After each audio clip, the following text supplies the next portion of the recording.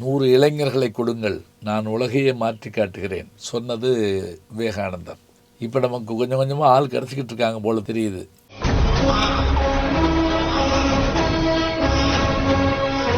சந்திராயன் போய் இறங்க போகிற அதே நாள் 23 ஆகஸ்ட் 23 அன்னைக்கு ஃபைனல் நடக்குது. நார்வே நாட்டு 5 முறை சாம்பியன்ஷிப்பை வென்ற மேக்னஸ் கார்ல்சன் என்கின்ற அந்த வீரரோடு மோதுறாரு. பரபரப்பான ஆட்டம். அந்த போராட்டத்தில் அவர் சற்றும் குறையலை. அந்த மூமெண்ட்ஸ் பார்க்குறப்ப நமக்கு தெரியுது.